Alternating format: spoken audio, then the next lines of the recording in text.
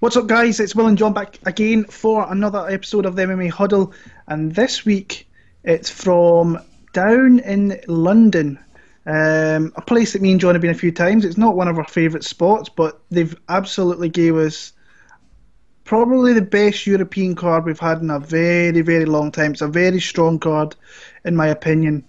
So yeah, we're looking forward to breaking that one down. Like, comment, subscribe.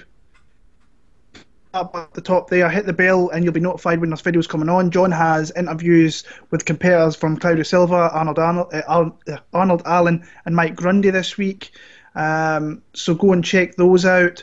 Leave your comments, leave your bets if you've got anything going this week. I think it's a good betting card. I'll talk about my bets at the end, after the breakdowns. So yeah, just leave any questions or anything at all. Put them in the drop down box. We'll get back to you as soon as we can. But bets, comments, your picks, just leave it all down there and we'll get back to you as soon as we can. But no, this is a really fun fight card. John, I know you must be looking forward to it. I'm kind of a little bit. I'm actually itching to kind of go to this one. Now that it's into fight week, I kind of wish I had tickets to go to this one because I think it's a really solid card. So how are you feeling kind of about the card? And I know it's in London, which is never a good thing, but yeah, how you feeling about the card? It's a good card, but it is a very good card. Yeah. The fact that it's London does not deter the fact that I'm not going to go no matter what. London can suck back dicks. But yeah, mate, great card for fights, entertainment. Finally, they bothered putting a bit of effort on the card for the UK at least, after years of kind of social media abuse. They did let us down. Let's be brutally honest. They tapered off, and a lot of us started not wanting to really put investment into going to the cards. Yeah, they let the ball drop a little bit with the guest fighters, but can't have it all, can we? At least they've done one bit right. The card, that's the main thing. The fights are good. Yeah, one of the things that I just think that, and we've spoken at this even at events, it's just there's not that much to do at the events. No. This is why I've seen a couple of guys on Twitter that they're doing like fan meetups, like we did in Liverpool. Yeah. They're doing it in London, and the fans can go there, have a couple of beers, talk about the fights. I think if the UFC were to do something like that, it would make it so much better and just take it out of the fans' hands. It shouldn't be the fans making these events up. It should be the UFC themselves, because there is people that want to meet up and people want to talk about fights. So yeah, like I say, that's not for us to decide. We just like watching the fights. But fair play to the UFC, because I think this is a really, really good card, and they've did really well with the matchmaking on it. And we're going to get into it, and we're going to be starting with a newcomer in the featherweight division by the name of Mike Grundy, facing off against Narimani. So John, I'll let you take off in this one. Oh, mate. Buzzing for Mike Grundy. Finally in the UFC. Surprised he was on the UFC Liverpool card. With Darren Till being on there, and I know Till was pushing for it, as we all saw him on social media saying he should be in the UFC. If you don't know who Mike Grundy is, he is a Commonwealth Games medalist in wrestling. Went over to the MMA, had a little play around at that. Not done too bad, only one loss on his record. He is, as you can gather, a very good wrestler in MMA as well. Transitioned really well with it, because not a lot of guys always transition between the wrestling and MMA scene. He has got fantastic knee taps. He's got great transition to kind of change level to double legs. He links it in really well with his combination of strikes. He does it so nice with body shots as well, to go like headshot body shots into a takedowns. Kind of gets you guessing. Nad, as we know, Narimani, not just in the UFC, outside the UFC as well, an established competitor. Had a very tight fight against Alex Enland for the Cage Warriors featherweight title, so that was a great matchup. If you haven't seen that, if you go on UFC Fight Pass, that'll be on there to watch. But you could see that Nad has went to ATT, hasn't he? Not ATT, sorry, Team Alpha Male. My mistake. Yeah. Which Justin Buckles had a couple of words to say about that. But nevertheless, Nad's there training. We have seen some improvements in him. His striking's a bit more confident. He's a bit more fluid with striking. But when it comes to the grappling game, Mike is king. End of. I don't care what Nad does. I don't care how much Nad's done. Mike is bread and butter is wrestling. He's been doing it since he was a embryo. He has been doing it for so long. He is an absolute savage, and he's never let that slip. He teaches wrestling, coaches and trains.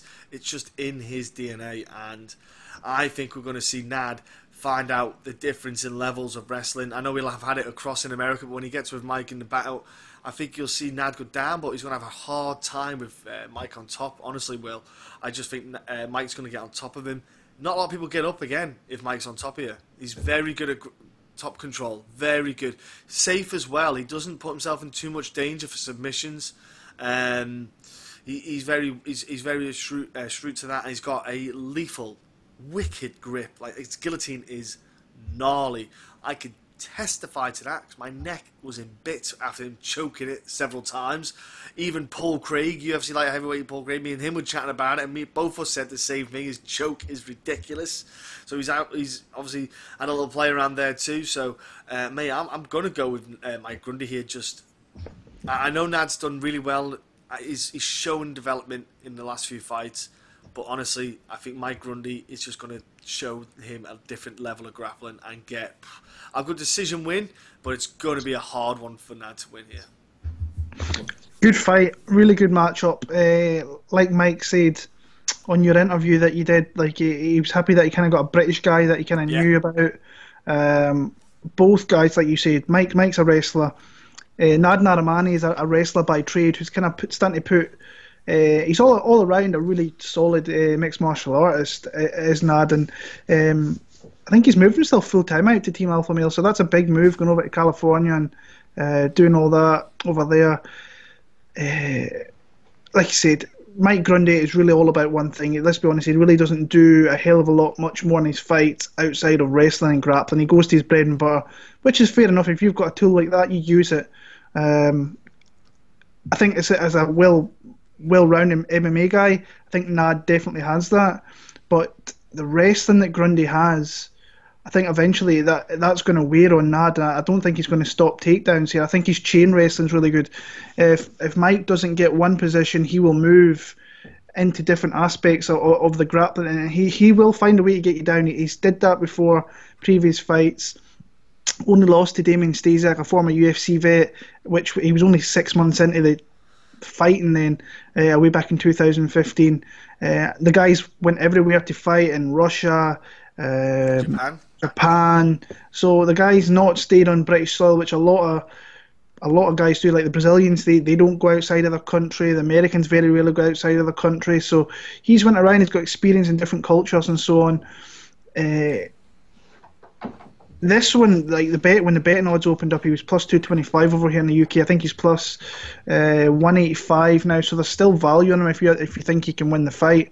I think Nad's going to be a tough fight, though. I think Nad's going to use all his experience here. But I just see the wrestling. Mike is plus 175, so people are betting on this guy big time from where it started and it's came down. I just think Mike's wrestling is gonna wear out Nad in this fight. Nad in his last fight against, I think it was Anderson dos Santos, that was a tough fight. Yeah, it was at Argentina as well. That was a really tough fight. He was game that dos Santos. He was not backing off. Yeah, he really was. You said it right, a game fighter. But he's got a couple of UFC wins. He's got those jitters out the road. Beat Paddy obviously for the belt, so he's went five hard rounds. Tough fight for Grundy. Tough fight for Nad. It's a really close fight. I'm edging Mike Grundy via decision. It could even be a split. But I will go with Mike Grundy to win his UFC debut here. Moving on, women's flyweight division. We've got Molly McCann against Priscila Cachoeira. I'm happy that Priscila really took a year off after that fight. Or it wasn't even really a fight last year. It was just an absolute murder scene. And it was Mario Yamasaki, I think. Was it Mario Yamasaki? There was the referee in that matchup. I'm trying to remember. I think it was. Could be wrong. But Molly McCann, big rebound fight here. She needs this badly, I think. I don't know whether Priscilla's going to win a grapple. I can see these two just slinging. And honestly, I don't know who I could not put money on this fight if I'm being honest with you. I think that Molly's like -185. That's big. Whoa, that's big, Yeah, yeah. she's a big favourite, and the money's only going up with her. The line is going up, so I'm a little bit unsure of that. I think they could start slinging here, and I think, like I say, Molly needs this. Molly knows that she needs this. Um, but like I say, Priscilla, when you look at her debut, she's got Valentina Shevchenko. Rough, I and mean, it's I not don't nice, care. not fair. Yeah, if you're coming in your first fights against Valentina, I don't care who you are. You're going to get taught a big welcome to the UFC pretty much, and that showed there. Um, I'll go Molly McCann via a very kind of hard fought 15 minutes. But would it surprise me if Priscilla win this fight? No, it wouldn't. I'm going to go Molly McCann via decision. Okay, this is an interesting fight where, like you said there, I think it's going to be a stand-up fight as well. Molly's done a lot of work on her grappling. A lot of work on her grappling. She's had, is it Charlie Browning, I believe it is, a guy who is a UK Commonwealth Games medalist, high-level grappler, helping her out with her wrestling. She's got him into the camp. Obviously, she just saw that more, obviously, as a weakness in her game skill set that she mentioned. Took a bit of time mentally to get over the loss at UFC Liverpool. She talked about it openly, and she's done a lot, obviously, about mental strength. She's working on that side of things. Her striking's never been something that she's never been short of. She's always been aggressive. She always likes to strike. Priscilla, though, if you watch her fights, like her opponents weren't exactly of a higher level or a higher caliber. But, I mean, outside of the UFC. But if you watch those fights, they're pretty woeful. And Priscilla has got low hands, kind of mid-level, roughly around shoulders, just maybe around the chest area. She always holds her hands there. When she strikes, she'll throw the hooks or the straights, but never bring them back to the chin. She just brings them down towards like the chest area again, and she gets countered so many times. Like if you look at some of her earlier pro fights, she gets clocked a lot. Man, I am going to be absolutely flabbergasted if Molly cannot light her chin up. Honestly, she leans back as well, which is so poor. She relies that she's going to miss that. She's basically relying on her opponent to throw one punch. So she has her feet kind of heavy, leans back to miss the initial punch. All you need to do is double up on your strikes, double up on your jab, double up on your angle across with your double rights, anything like that, and Molly will land that second punch onto it, or even follow a right straight, come in with a looping left hook to kind of clock that chin. Similar to like Anderson Silva will with Chris Weidman, how he leaned back a lot. Priscilla does a very much similar thing again. So my worry is if Molly can get those leg kicks in as well, I think Priscilla's going to have a rough time. I think she will obviously land on Molly, but I'm going to favour Molly as a really clocking up and piecing up Priscilla's face. I'm going to go decision win Molly, but I think she could get a dominant decision win because I just think Priscilla is far too exposed when she strikes. Honestly, she wants to become aggressive, but she needs to really learn to defend properly, and she doesn't do that too well. Cool, cool, cool. Moving on, Danny Henry faces off against Dan Ige in the featherweight division. How do you see it going? Well, we all love a bit of Danny Henry. Good lad, quiet, shy guy. Trying to get him on for an interview again. He was too shy, basically, starting. And I didn't take a piss because I knew he'd say no. And but Danny, he's a big, tall featherweight. Like he could easily be at 155 and he wouldn't look out of place there.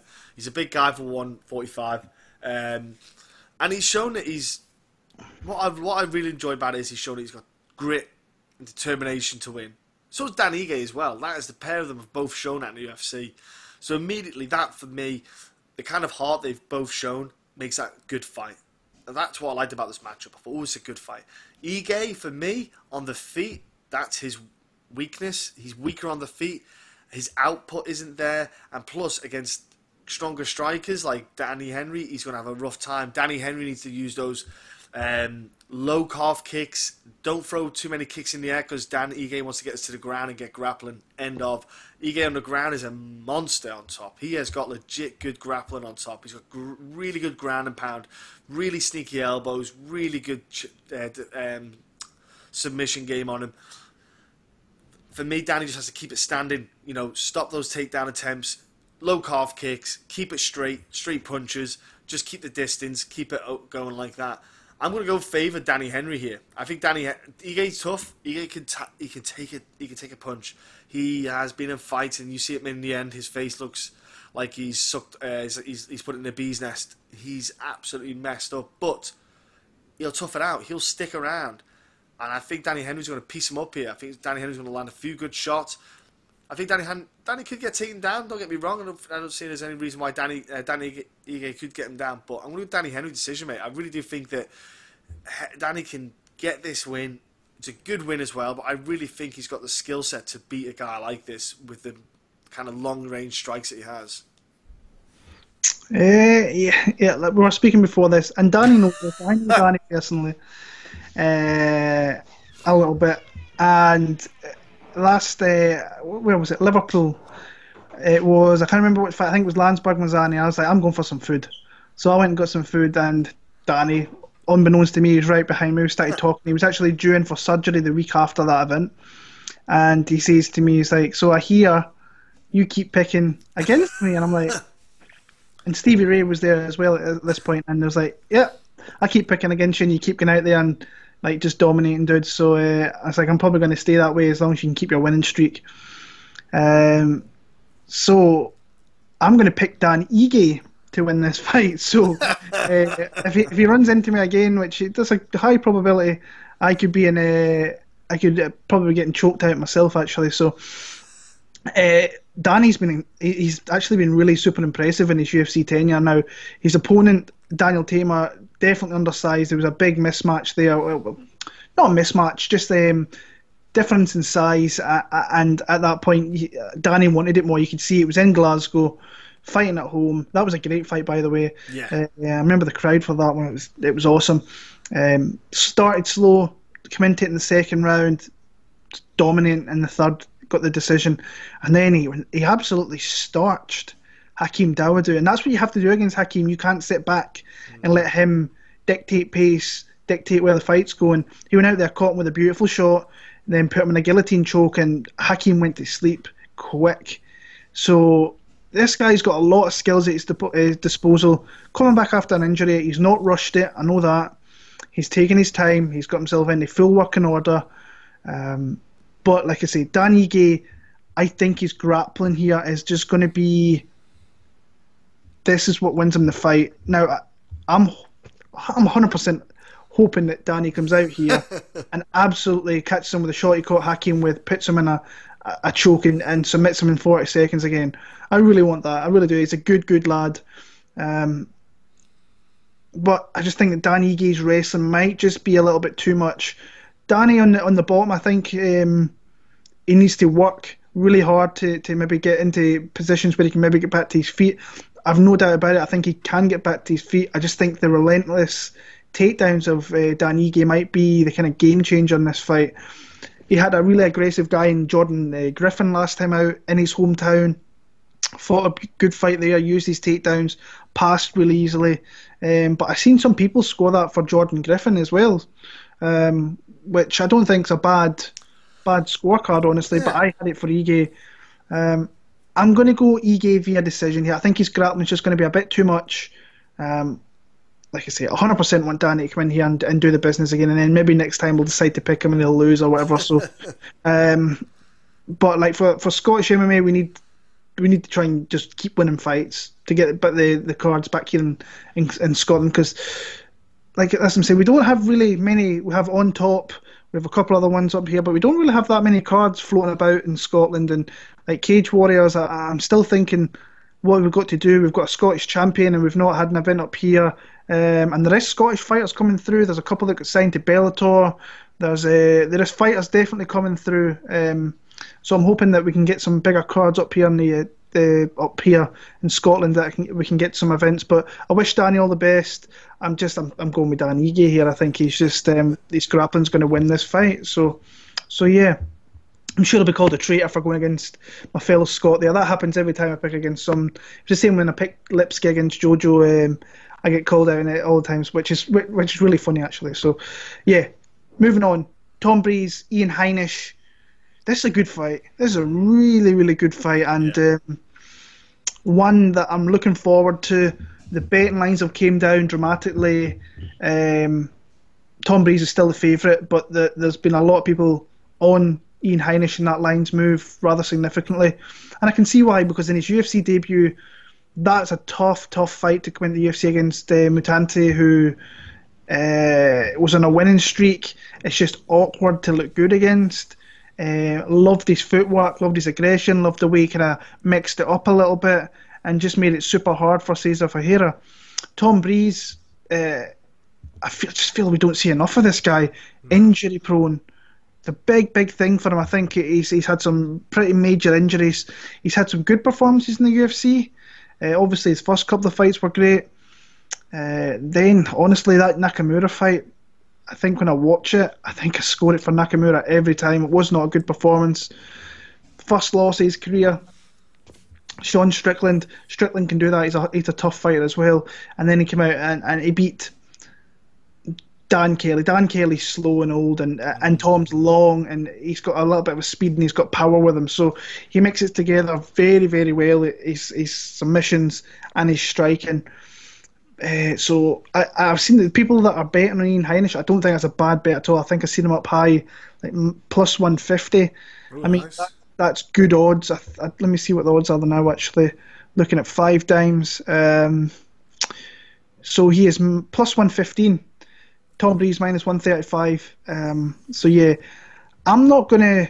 I'm Still not plus money. So yeah. I'm on Tom Breese here myself personally. I think that this is Tom Breese. I still think we've yet to see the best of him. I think when he puts it all together, I think he's going to be a really, really dangerous fighter. Committed himself to doing all his camps over in Birmingham in his hometown. yeah, Instead of going to TriStar, which I thought he was going to stay out there, but he obviously felt better with the home comforts and stayed out there, stayed in Birmingham. So, but Heinisch is tough. He's coming in here on short notice as well. Who is? Trying to think who he's coming in here for. Ian Heinisch. Let's just let me see. Ferreira, wasn't it? Cesar Ferreira. Yeah, Mutante. So yeah, that would have been a good fight itself as well. I'm going to go Tom Breese. I think he's a little bit more well-rounded. I think he's a little bit more. Well, is he a little bit more dangerous than Heinisch? I don't know. Maybe.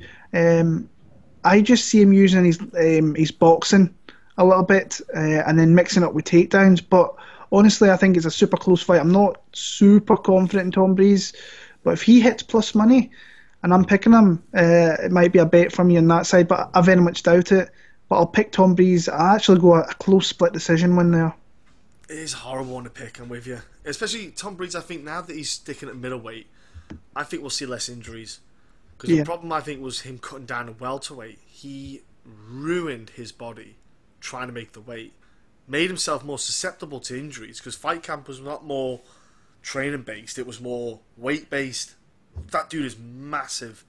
We met him, and he is massive for weight. 170. He was weight. It freaked me out. I was like, what do you do? Like, what do you do? Do you literally take out your intestine and then put it back in after? Like, he's massive. So yeah, I think middleweight we're going to see a lot more out of him.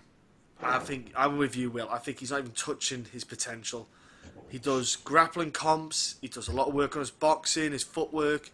He's a smart, shrewd fighter, and I think Heinrich is. I don't want to say wild, but Heinrich's a kind of exciting guy because he is live in this. 100% is a live fighter.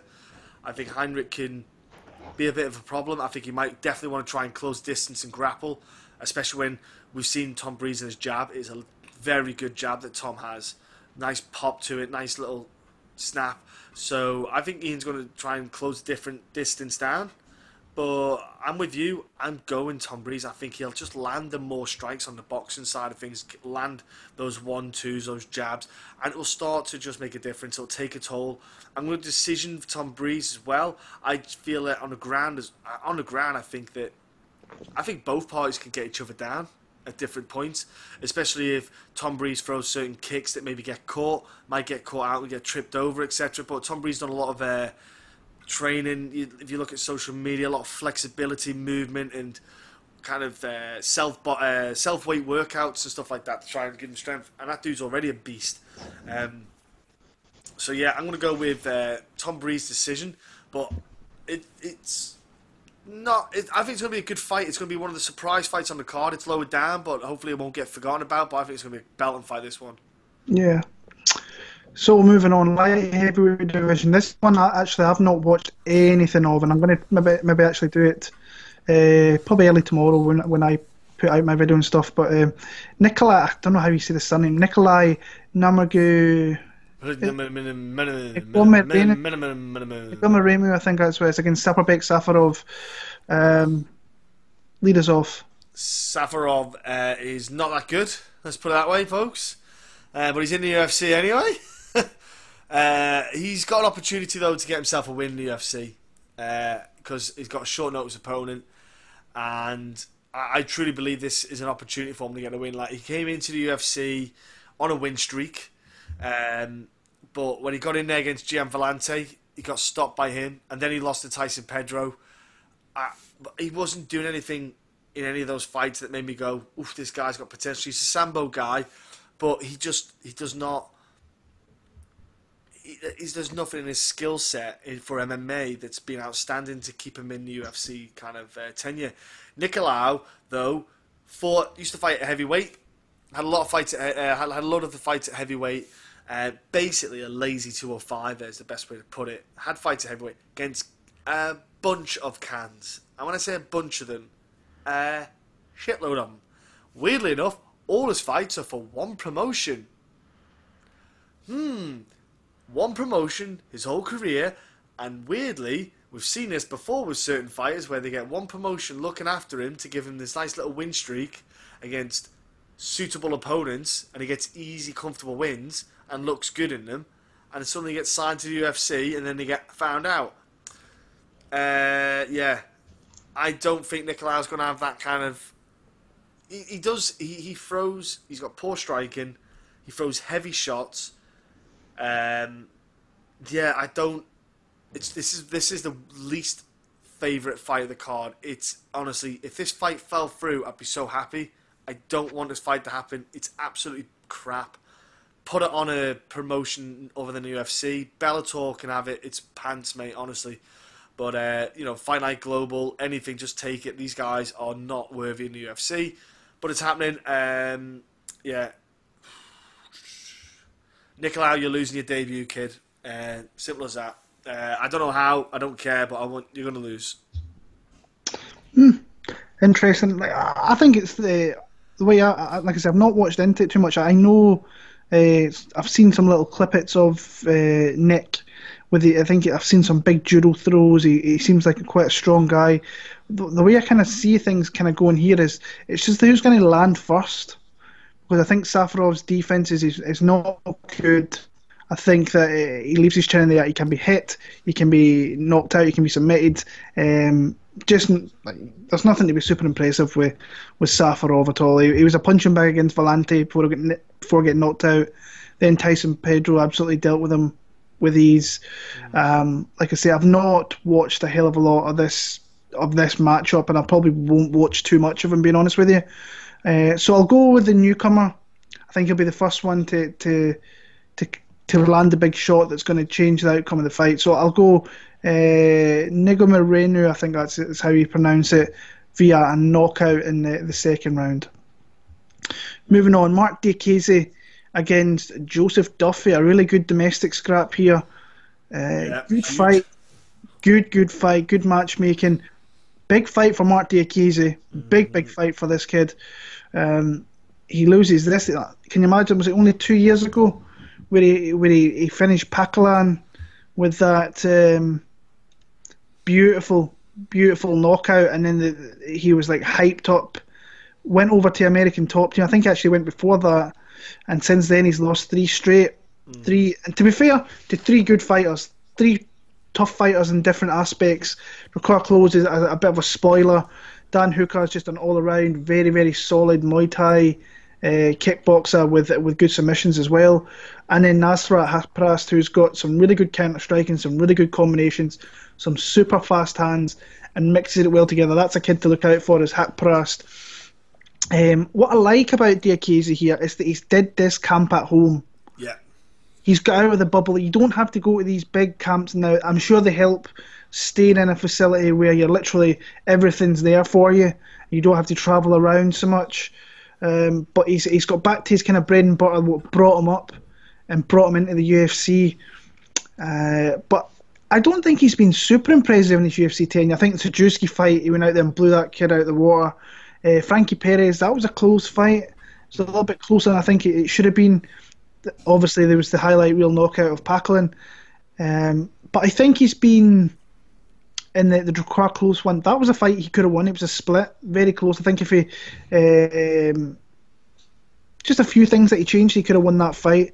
Dan Hooker was a tough fight. Dan Hooker's just a really, really, really solid fighter. And Haqparast, I think, like I said, I think he's a really good all-round fighter. Duffy, this is his first fight in about 18 months or so. So he's been out for a bit, and he's coming. I think his last loss was James Vick, I want to say, knocked him out. I thought he looked slow. I thought he looked lethargic in that fight. And his UFC wins are like, I mean, Jake Lindsay, Ivan George, Mitch Clark, Reyes Madadi. I mean, oof, they're not good UFC wins. So he's not been this. Like, yeah. He's not been the dude that we know. It's yeah. Weird, like... Put himself out in Canada, full time over there with Faraz Sahabi. We all know what Joe Duffy is. He's a really good, well-rounded mixed martial artist. He's got submission skills. He's got some vicious knockouts. Puts it together quite well when he wants to. Just very dangerous across all aspects. I think this is a really close fight. I actually think I'm a big Joe Duffy believer. I think if he puts all together, he's a really good fighter, and he can compete with those fringe top 15 guys like your James Vick and so on. Gave Poirier a scrap, even though he was kind of outclassed in that one. I'm going to go Marc Diakiese in this one. Actually, I think that his back's against the wall. He knows that he needs this. I think he might mix in his wrestling with, I think, less of the flash. Get back to the fundamentals. I think when you look at both guys, the fundamentals that Joe shows is a lot better. But I think that Diakiese's got it there, and he's dynamic.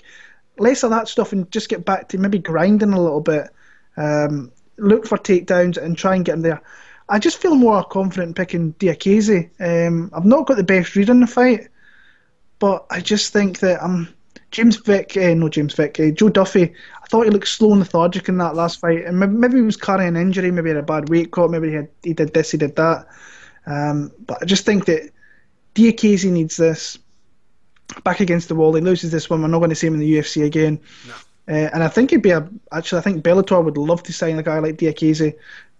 Especially going to Birmingham, his hometown. I think he could be a chip for Bellator Europe. But I want to see him in the UFC. I think he's got a lot of potential, a lot of raw talent. We just need to see it. Will we see it here? Perhaps. I'll go Marc Diakiese though. He relies a lot on his athleticism. Yeah, that was the big issue. A good example is Tim Elliott. I remember I interviewed Tim Elliott because he got cut from the UFC, and I was speaking to him after, and he was saying when he first was getting his way to the UFC, he had a certain style, and then when he got in, he changed it.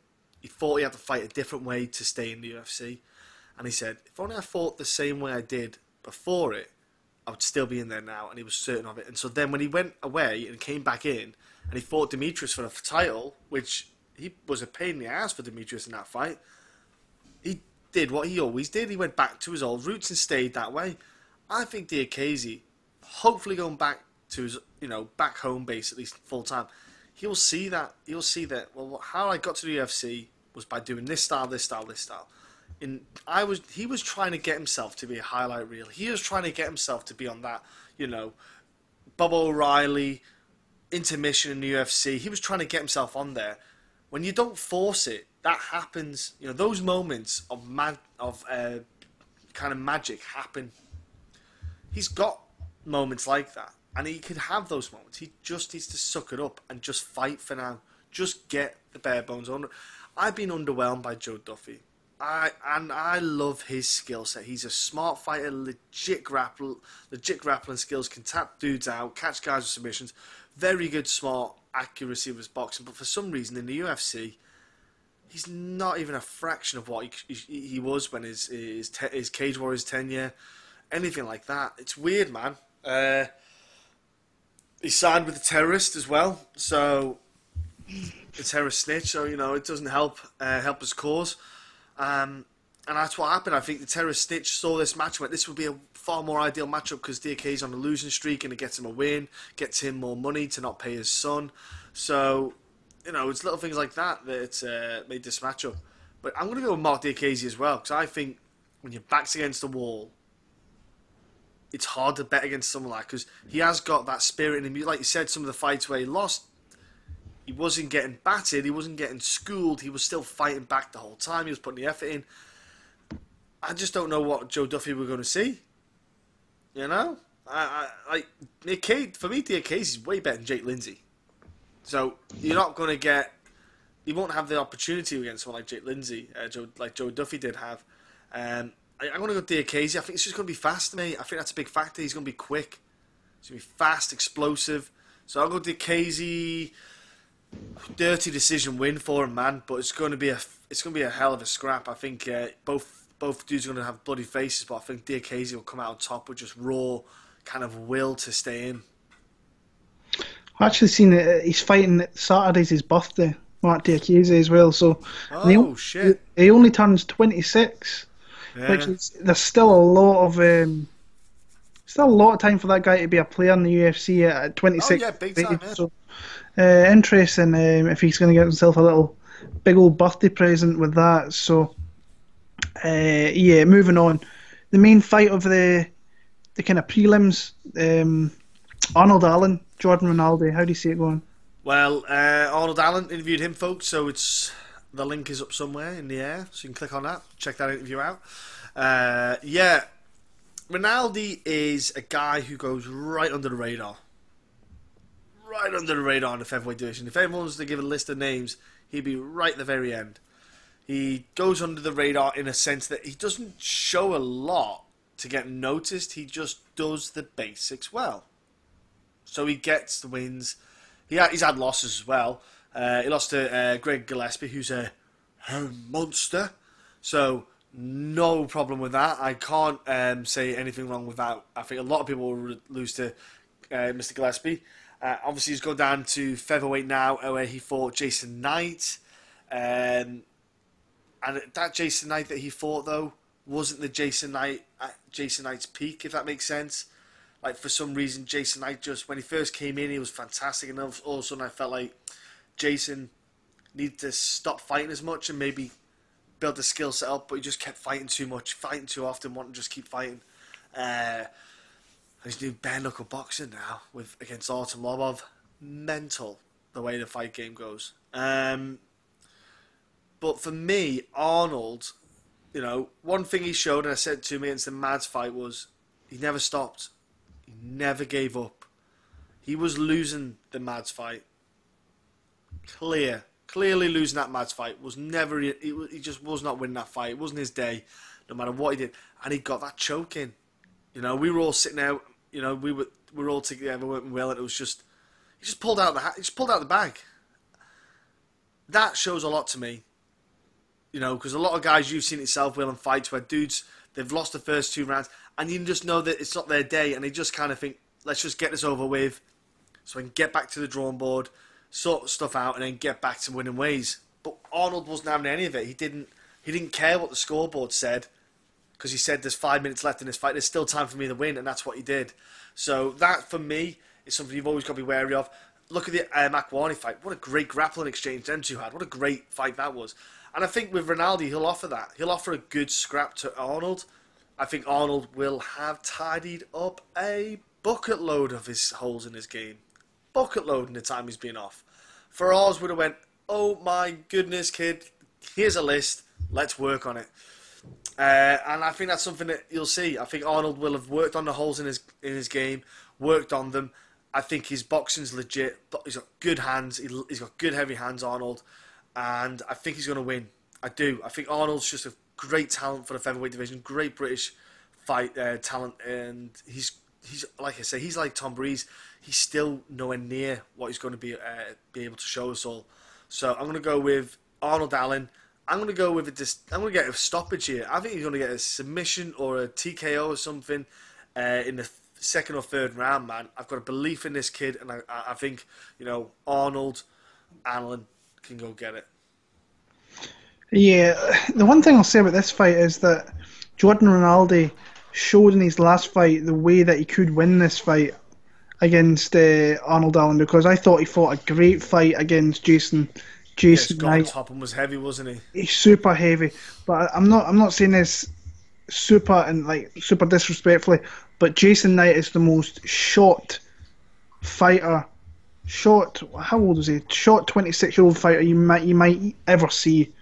Where the guy, he's either lost confidence in his ability, his fight IQ's never been great. Rinaldi just went in there with a perfect game plan of how to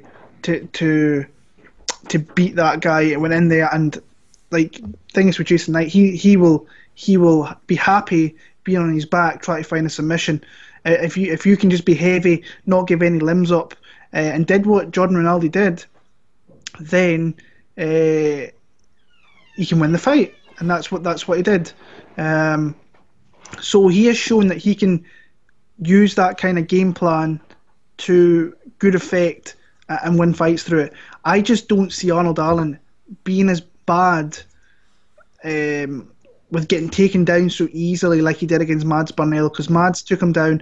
Mads is underrated, I think. Mads is a really, really good fighter. He's shown that since he's come out. He's been given... I don't want to say easy matchups in Cage Warriors, because that never really happens, but he's been given favourable ones where he has won them fairly convincingly. He's only 25 as well. I think we'll see him back in the UFC at some point. But in that fight, he did look very flat against Mads Burnell in Liverpool. It looked like he just didn't know really what to do, but then he found a way to win. And with fighters like that, you have to be very, very careful. He did it against Alan Omer as well in his UFC debut, where I thought he was close to losing that fight. Then he pulled out that choke again, where, if that guy gets a choke on somewhere, usually you end up tapping out. So the guy's got some superior strength down there. I just don't see him being as easy to take down as he was in that fight. And I think if that will discourage Rinaldi, and Rinaldi will start getting popped on and start getting hit with shots. I say this every time, Arnold Allen, the guy needs to fight more. He's been in the UFC for 4 years and he's had one fight a year. It's not enough for a guy, and the UFC obviously see something in this guy, because they tried to match him up with Gilbert Melendez. They tried to get him that showcase win that could push him into the American kind of TV, the American fans and so on. Not the hardcore. Gilbert pulled out of that one, though. Yeah. That wasn't Arnold's, and then Arnold got injured himself. But then he had Rick Glenn, which was a no American name. So the UFC want to put him in this position. He has to show that he is worthy of being in that position. I like him in this fight. I think he knocks out Jordan Rinaldi, actually. I think he's going to knock him out in the second round. So I'm picking Arnold to win in that one there. So now we're on the main card. We're starting off in the middleweight division. I think this one's going to be a banger. Jack Marshman, John Phillips. I'm going to come out straight away and say I've got John Phillips here. The way, and I'm confident enough that I've actually went and bet John Phillips as well. So, it was the first fight that really kind of caught my eye.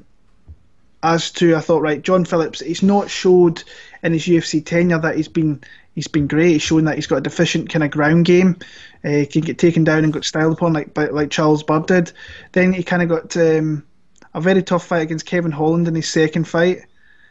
I actually didn't think that was a bad fight from him. I actually thought he showed some signs in that fight that he's shown you that he's got some dangerous power. He can hurt you with that power. He got hurt a couple of times in that fight there. And Kevin Holland, I actually think, is a pretty underrated fighter, so not the worst loss. Just when I look at this one here, Jack Marshman is not a wrestler by trade. He's a boxer, and he likes to stand stand and bang. And I think that if this fight stays in the feet, it plays into the hand of John Phillips because he's got that power. And if you stay on your feet long enough, he ends up catching you stuff. The one thing with John Phillips, just going back and watching his fights in the last week there, that you have to be very careful when on the ground with this guy as well because he's shown he can catch you in submissions. Now, that was a way back in the Cage Warriors days. I think Chris Fields was one of those guys that he ended up catching him with a submission many moons ago. Now, but he's did that a few times where he's been taken down. You don't expect much, and he ends up bringing final submission. I just think, and this could be completely different because Jack Marshman could come in and start sprawling. If John Phillips is smart, he's got to think, right, he's going to do that. He's going to come and take me down. I think this is going to be a stand-up fight, and we've seen Jack Marshman being absolutely sparked out before. Abu Azitar did it in Cage Warriors. Siedenblad hit him with some big shots, and I think made him take a knee. So, yeah, I'm going with John Phillips here, and I was surprised he was that big of an underdog. I bet him at plus 163. The line on that right now is plus 145, so money's coming in John Phillips. Still high odds? Yeah, well, Jack Marshman's minus 165. I think that anything, it's a pick 'em, in my opinion. It's a pick 'em fight. Maybe a slight lean to Jack Marshman because a little bit more experience in the UFC. He's got a win in the UFC. But if I see this being, just looking at the two styles, if this is going to be a stand-up fight, I think that John Phillips is going to catch him. Big power. The more technical striker, the better boxing skills come from Jack Marshman. And he's hurt people before as well. He hurt Thiago Santos on the feet. And we all know what Maheta's like. The guy's a bulldozer. So I just think that he's going to catch him in the first round and knock him out. So I'm going to John Phillips by a big knockout in the first round. Yeah, you're not the first person to say that as well. Yeah, it is. It's one of them ones where John Phillips is a brawler, but he's not. You can keep him on the end of your punches. He's pretty much going to find it really difficult to land. John Phillips has to close the distance, and he just walks you down. Jack Marshman, if I was Jack Marshman, I would 100%, my game plan would be simple. Throw those jabs, tag him with a couple of jabs, land a couple of strikes to kind of engage Phillips to start throwing those strikes, those powerful, those kind of big looping swinging hooks. And I would literally change level and I will be taking him down, getting John Phillips down. Jack Marshman's got a few submission wins in his repertoire. And just get John Phillips down, tire him out a little bit, get him on his back, make him work. And obviously get those arms a bit tied, even get him against the cage, tie those arms a bit. John Phillips and Jack Marshman, this has been in talks for a long time, this fight. The pair of them have been, talking back and forth over time and about maybe scrapping. And it was just a case of they were both on different promotions at the time or whatever, and they just couldn't ever get it. And John Phillips had issues making weight. Well, that was another big factor, because he kept missing weight at middleweight. So Jack was like, look, I can't fight you because if you can't make weight, I'm not going to bloody fight you. And obviously Jack actually used to fight down at 170, and he's sticking at middleweight. So, man, I find it weird to pick against Jack Marshman because I think he's got a greater skill set than John Phillips has. John Phillips has got that pop in his hands, but when it comes to everything else in the game, Jack's got a greater skill set. Jack's got better cardio. Jack's got better technical striking. He's got pop, like you said, Will, as well, and he's got a better grappling aspect as well. I favoured Derek Lewis and JDS because of the obscene, weird punch power that Derek Lewis had, and it backfired. So this time, I'm opting with this guy with the actual skill set, the better skill set, which is Jack Marshman. He's doing a lot of training with the parachute regiment, the parachute boxing regiment, doing lots of boxing with them, and they are legitimate as well. They are legit high level kind of boxers as well, the kind of guys that train there and stuff. So I'm going to go with Jack Marshman. I think he can piece up John Phillips and more actually probably finish John Phillips in the later rounds because we see John Phillips with gas tank issues, kind of conditioning will play a factor later on. I'm going to go with Jack Marshman in the later rounds, Will. Yeah, Good fight. Like I say, it's a good matchup, and especially a couple of Welsh guys. You might get some of the people coming across into London for that. So, yeah, welterweight division: Danny Roberts, Claudio, Hannibal, Silva. Lead us off, John.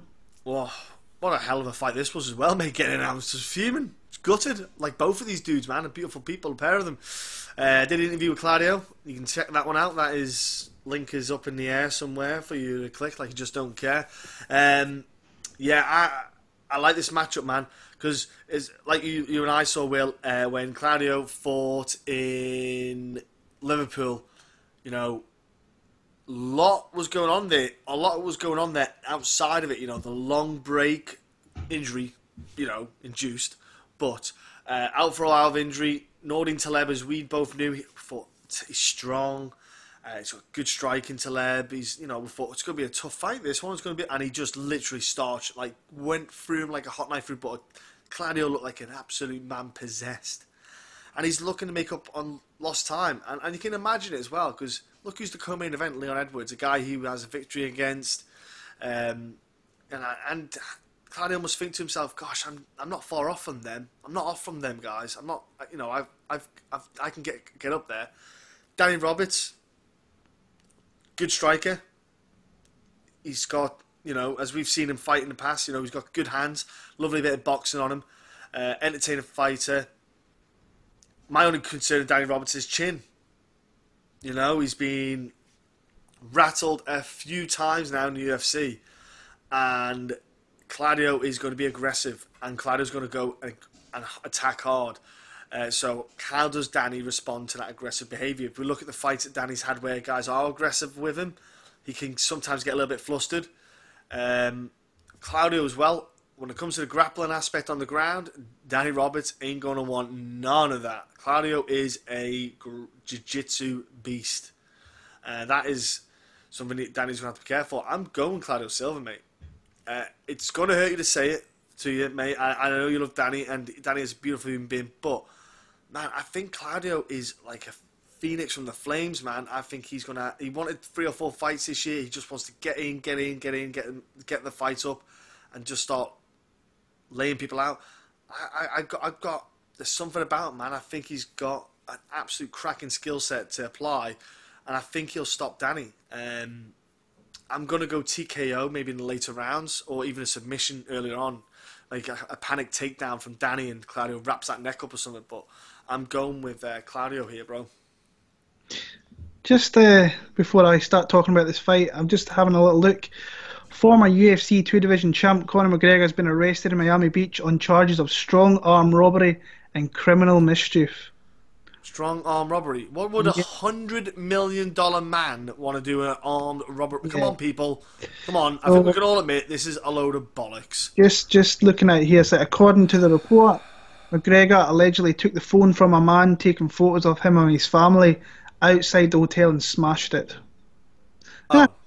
If he's taking pictures of him and his family, he's maybe asking him not to, then fair dues. Yeah, Liam Gallagher, remember Liam Gallagher did it? He smacked the paparazzi because they were taking pictures of him, and he told them he said stop taking pictures and leave us alone, and he kept doing it. And Liam Gallagher, he's the lead singer of Oasis, in case anyone doesn't know, absolutely went for him. Like paparazzi, mate, they're just scum. They're just scum. Like let people be. They say, look, take good pictures now, piss off. They don't listen. So do you know what? So what? Let them do it. Yeah. So yeah, well, just want to say that this is a tough fight because Hannibal Silva is a guy that I thought he was going to look rusty in his comeback last year, and like that guy's down to scrap. Him and Nordin Taleb had they were throwing daggers at each other all week. He was down for scrapping in the hotel, out in the street, anywhere. So that guy's down for fighting anywhere. I went in there and he looked great. Didn't look like there was any rust. That might have shown if it went into the second, third round or so on. Clear, I think, striking advantage here to Danny. I think sometimes he puts himself into positions that it could hurt him. I think, like in that fight with Zawada, I think he was a little bit sloppy, and that ended up him getting taken down a couple of times, and was kind of close to a couple of submissions that Zawada was thrown at him there. But I think his striking is definitely a lot better than what Silva's is. I think if he fights long, uses that boxing that he's got, I think he could pick apart Hannibal Silva. I'm really worried if it goes to the ground though, because Silva is like really. I think he's a very strong dude. He's very good technically with his jiu-jitsu. In your interview, did he say that he did his training camp back in Brazil for this one? Yeah, family reasons he did it in Family Brazil, reasons. Yeah. So that's interesting because he fights out of London, doesn't he? Team Titan, he's with yeah. usually, yeah. So that's interesting to see. Like I say, I like Danny Roberts a lot if he keeps us on the feet. I think he can. Over 15 minutes, I think he's faster, he's sharper. You got to remember, Silva is 36. So if this goes in late, I think he could start to really get affected by those strikes. But if this fight hits the ground, I think Claudio will find a submission. So it's whether you think Danny Roberts gets taken down or not. I don't think he does. And for me, that means I'm picking him via a late TKO. I'm going to pick him via TKO in the third round there. But a dodgy fight if it hits the ground for Danny. He needs to mind his P's and Q's here. And I think he has a definitive advantage on the feet, use that to his advantage. But sometimes he kind of gets into these scraps where he's a little bit scrappy and he gets taken down, and I don't think you want that against this guy. I think he got away with it against Zawada. I don't think he would get away with it against Claudio Silva, but I'm going to go Danny Roberts, third round, TKO there. Moving on, Nathaniel Wood, Teco Quinonez, Jose Alberto Quinonez. This to me screams a showcase fight for Nathaniel Wood. It really, really does. I think this is a good matchup for him against a guy who's not overly dangerous, but very scrappy, very tough. But I think when I look at every skill set here, I see Nathaniel Wood being better in every aspect. Now, it doesn't mean that Nathaniel Wood can come in here and totally shit the bed, not show up. I doubt that's going to happen fighting in London, his hometown. When he fought in Cage Warriors in London, that like the fights that he put on then was crazy. Some crazy exchanges, some crazy knockouts, crazy finishes. And you look, I mean, Ishihara, Rivas, Gomez, Morales, all the wins for Quinonez, they don't stand out. They don't stand out at all. Nathaniel Wood, I cannot believe, and I tweeted this a couple of hours ago, that he was an underdog to Andre Ewell. And I had conversations with people, and they bet on Andre Ewell. And I'm like, dude, and I was showing him videos all through the week. It's like, this guy has nothing for Nathaniel Wood. Now, maybe that was going off Wood's debut against Eduardo, who's a tough veteran himself. He got hit with a few shots. I don't think he looked great. I don't think he actually looked great in the Ewell fight. But even then, he still looked super dominant over Andre Ewell.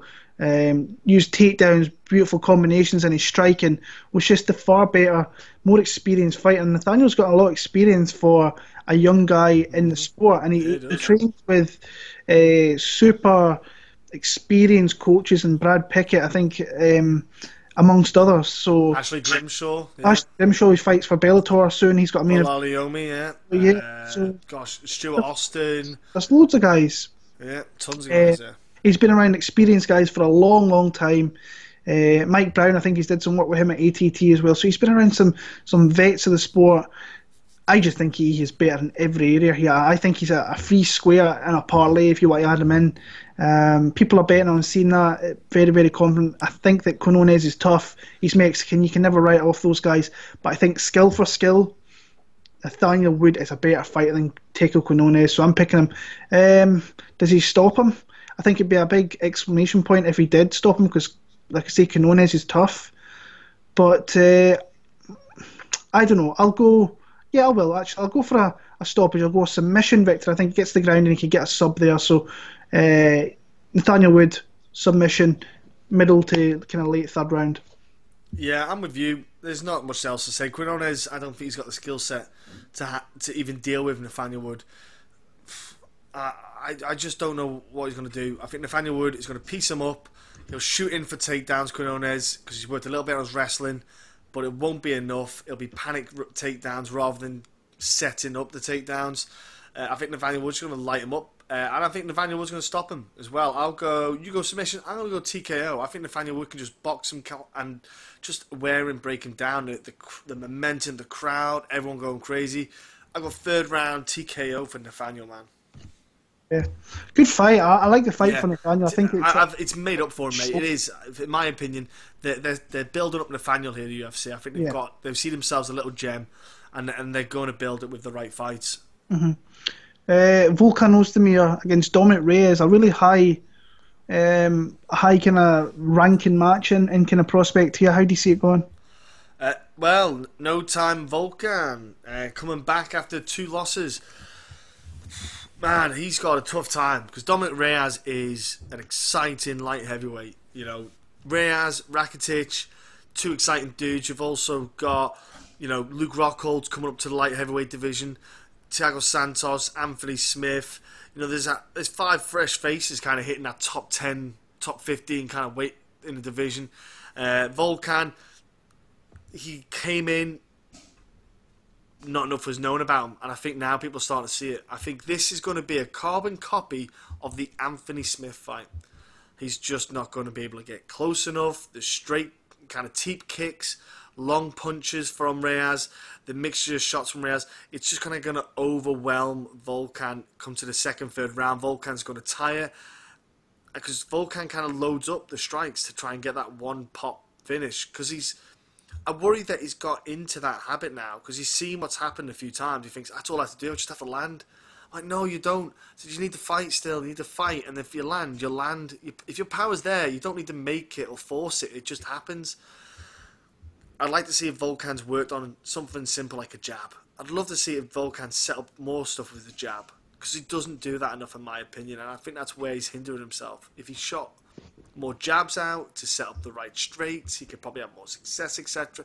But for me, Reyes, mate, exciting prospect for that light heavyweight division. He's going to have some cracking bouts, and I think he'll just overwhelm Volkan for 3 rounds. I don't know if he'll stop him because I'm going to give Volkan a benefit of doubt. Volkan's got a chin. Volkan can take an absolute drumming. He can take a good hit in his fights.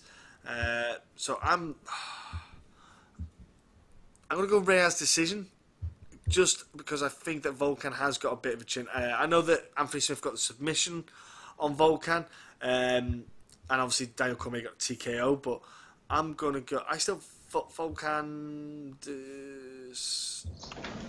get pieced up for 3 rounds, but I wouldn't be shocked if Reyes gets a late stoppage.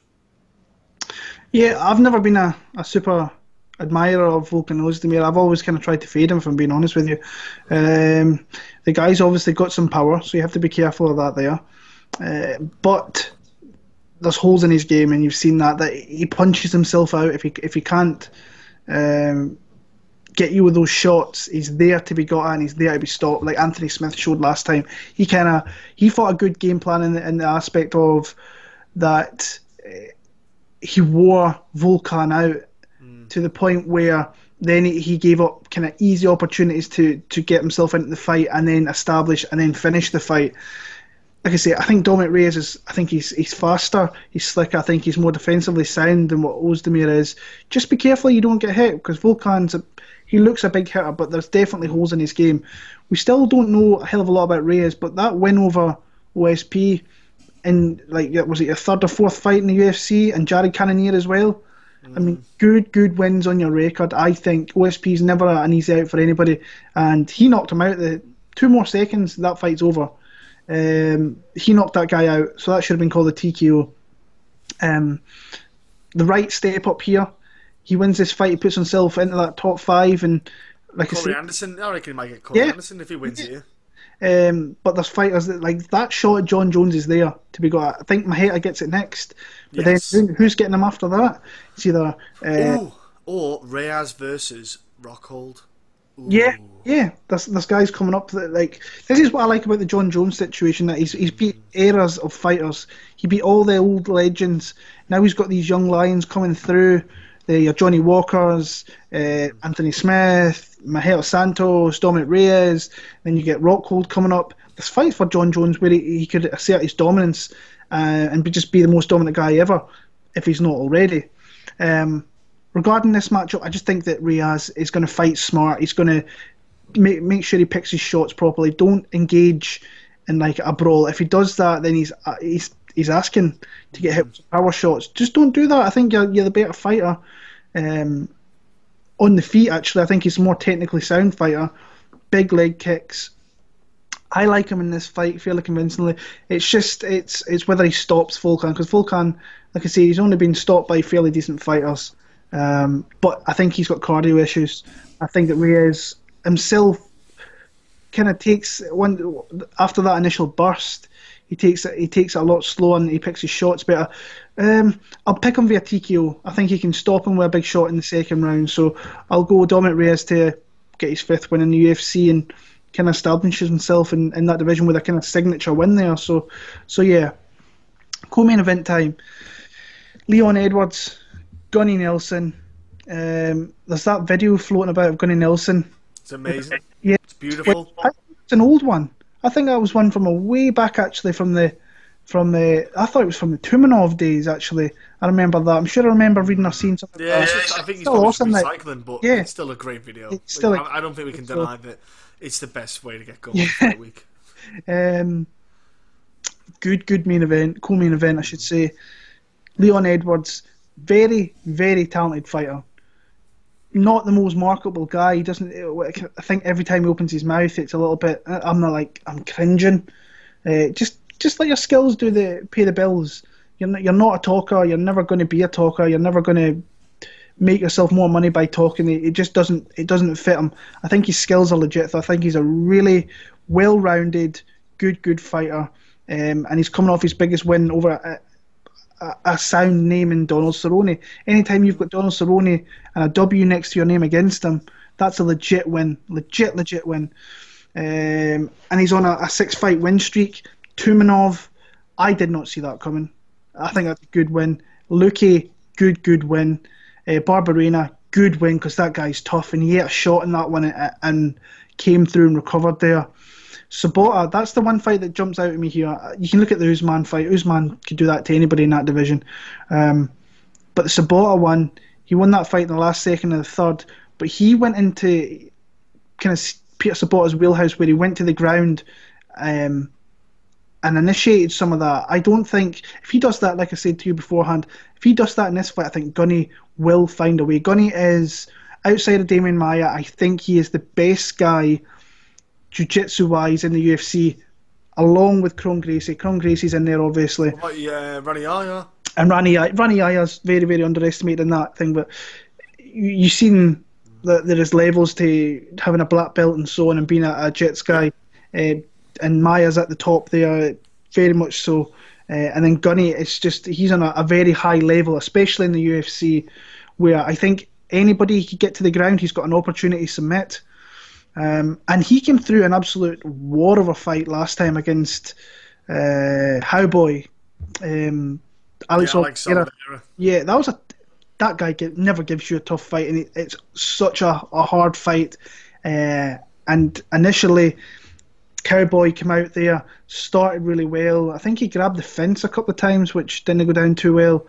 But then eventually, in that second round, he gave him an opportunity, and he caught him with a rear naked choke. Ponzinibbio, that was a bit of a sickener, kind of catching a couple of eye pokes there. I think he was in for a tough night regardless in that fight. With Leon Edwards, the thing is, over 5 rounds, I think I'd be fairly confident that Gunny could maybe eventually find this fight to the mat.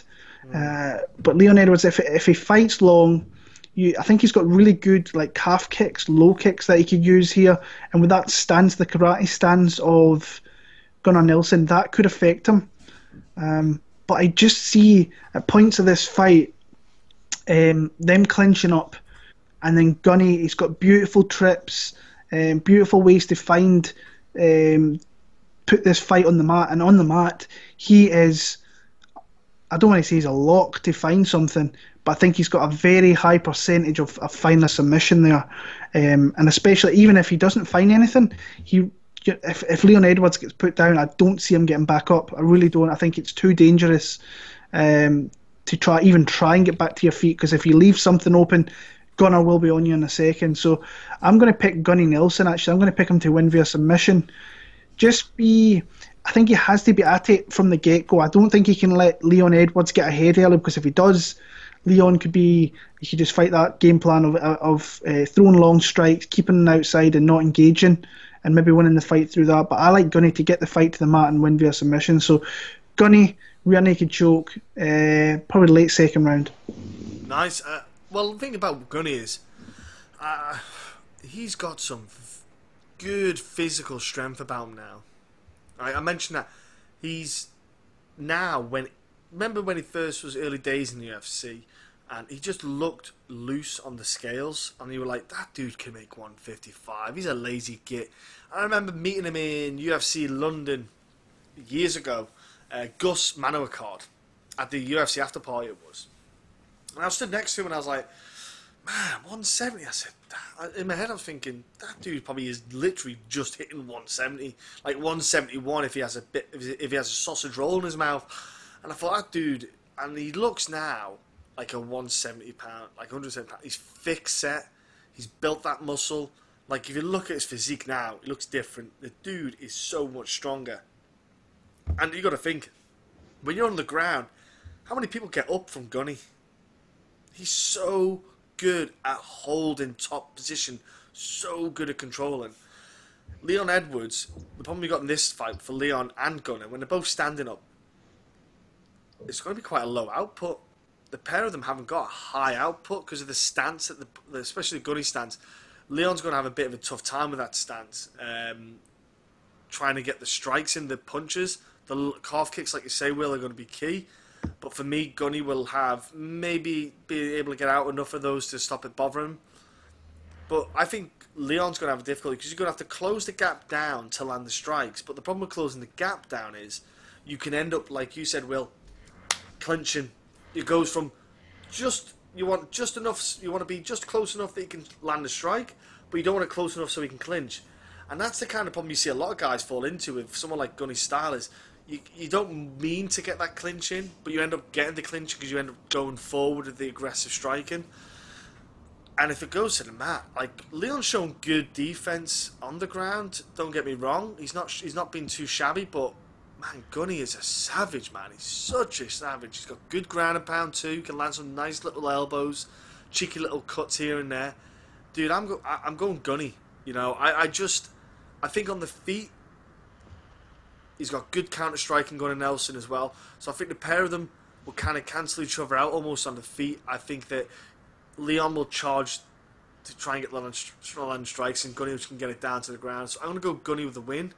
As well, mate. I think submission somewhere second or third round. He could even get the first. He is such a savage on that on the grappling aspect. Like, if anything, I implore you, all of you, to watch some of the Gunny fights just to enjoy his supreme top game that he has. It is a marvel to behold. Yeah, I never mentioned this, but I like the fact that Gunny did his camp in Iceland. He did, yeah, yes. Yeah, I like that. He's obscure, out of the way. He's got none of the distractions at SBG. Eat all the goat's head he wants. It's a great gym as well. That I've had a look. Proper fancy pants, mate. It's well expensive. You can take a tour around it, I think, online, and it looks a great gym. Mate, one of the lads was wanting to get one of the hoodies, and it's well expensive. Yeah, I've wanted to buy Gunny stuff, and yeah, you look at the price, like, no way, I'm not paying that. So as a fighter, Gunny, I'm not going to be paying that. So, but yeah, good fight. Looking forward to that one. Moving on, main event of the night: the Gorilla, Darren Till, Gamebred, Jorge Masvidal. Yeah, good fight. Love the fact that Masvidal's like, I might fight Darren Till in England. I'll take that fight. So yeah, how do you see it going? Jorge will fight anyone, anywhere. He's a legend. See, in my opinion, Jorge Masvidal's a legend. No way do you ever see him say no. Yeah. Does not give a fuck. Who you are, what your status is, he is literally down for anything. And if you look at his Strike Force days and everything, the dude just fights, you know what I mean? There's no fights that he has where he's not wanting to... My only issue these days are his output. That's my only worry with Jorge Masvidal. Is his output has dropped. If you look at his fights, especially when he fights guys like Stephen Thompson is the best one, the Wonderboy fight, because Till and Wonderboy, even though they're not the same, they're similar in their stance. They're similar with their kind of striking, that kind of side kind of stance, bounce on the toes, back and forth. Darren obviously has a more Muay Thai-esque, aggressive, powerful strikes. But at the same time, if you watch Jorge just couldn't figure it out. He couldn't get it. He couldn't figure it out in time in the Stephen Wonderboy fight. And I think he'll have the trouble here with Darren. He's going to be fighting Darren, and Darren's going to have a similar stance, and he's just going to have a bit of a problem with it again. He's just going to find it awkward. He's going to find it hard to get his timings. He's going to find it hard to close that gap. Jorge's got good wrestling, but I don't think he'll get the fight to the ground. I think Darren will be able to stifle Jorge's wrestling. Like, if I fight Darren, and I've got a good wrestling, I'd probably go for that takedown if I can get on top of Darren. But on the feet, Jorge's got a good chin, but he can get. He's been dropped recently as well. He's been out for a while as well. He was doing that some kind of like Latin American show where they do like physical exercises to progress. He was doing that for quite a while, to be fair, because he kept posting Instagram stuff about it all the time and all this. But he was there doing that for a while. So I like Jorge Masvidal. I love the fact that he's right up there. He's never been stopped in his UFC tenure, but there is a chance he could be stopped against Darren Till, because we know Darren hits like a cannon, and if Darren lands a few of those lefts, you might see Jorge drop a little bit, because if Stephen Thompson dropped him, and Stephen Thompson's got a pop, Darren's got a harder pop. So, mate, 5 rounds, you're going to see Darren pace himself a bit more, of course. He's not going to blow himself out. He's going to be careful. But he had good he'll have a slightly higher output than Jorge, but not as much. But I'm going to go with Darren Till in this one. I think Darren Till can rock Jorge a couple of times, and I think he might be able to stop Jorge. I think it's just a matter of time before you get stopped in the UFC. Look at Darren Till, he got stopped, you know. I'm going to go with Jorge. Jorge's going to get stopped in the 4th or 5th by Darren, even. So I just think that power that Darren has, that weight that he carries, he's a big welterweight, might transfer over in this one. I'm going to go with Darren Till, 4th, 5th round stoppage. Darren Till has to respond after that last performance, because his performance against Woodley was dire. He didn't do anything in that fight. Literally, all he did was take a right hand from Woodley and then get tapped out by Woodley. He did nothing apart from that. Nope. And that must like leave a seriously bad taste in the mouth of Darren Till. The one thing you can look out for here, I think he can fight 2 different fights. I think he can fight aggressive, try and push Masvidal back, but we've also seen that he can fight those type of fights with Stephen Thompson, where he has to be technical, he has to wait for his opportunities, and try and find the right spots to attack him. Masvidal, like I think he's a legend. I think he's he's one of the most underrated guys I think we've had in the sport in the last 10 years. The guy will fight in your backyard. He will fight you at McDonald's. He will fight you anywhere. He's one of Kimbo Slice's guys from back in the day. So yeah, crazy guy. Lot of fights. Fought the best guys in Strikeforce and came into the UFC. And I mean, I've seen people say this week, but look at his losses in the UFC, and like, there's not one bad loss on that record. In the UFC, he's fought guys. Ali Akin's a top 5 guy in the lightweight division. Benson Henderson was a champion. Lawrence Larkin's always dangerous. Damien Maya's a perennial top guy in whatever division he's in.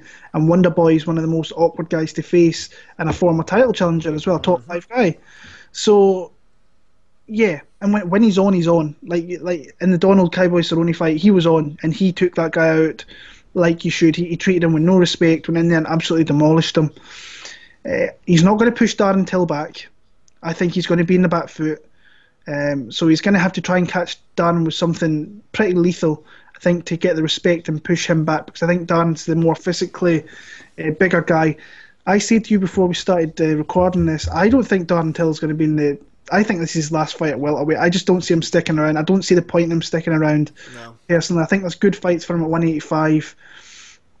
and he doesn't need to kill himself to get down to this division. This is why I'm surprised this is actually at 170. I thought this could have been a little bit higher. Now, I know Masvidal doesn't really cut all that much weight to get to 170, if any. Darren has to cut a lot of weight to get down to 170 because he's a big dude. I see Darren just being the leader, the kind of leader of this fight, where he comes out there and he is kind of first in the striking aspect. And I think that will show over the fight. I think the bigger power punches will come from Darren. I struggle to see Masvidal really putting it on him. I really do. I think the length is going to be too much. But I'm a little bit concerned about Darren Till's gas tank. I think that could bite him in the ass late in this fight because Masvidal is going to be there if they're in 1-5, 100% there. I am worried. I would never bet Darren Till in this spot for the simple fact that if he has a shitty weight cut, that's going to deplete him. And Masvidal just doesn't. You don't take out Masvidal. Masvidal is he could take years off, but he's just a natural fighter, and he's shown that all the way throughout his career.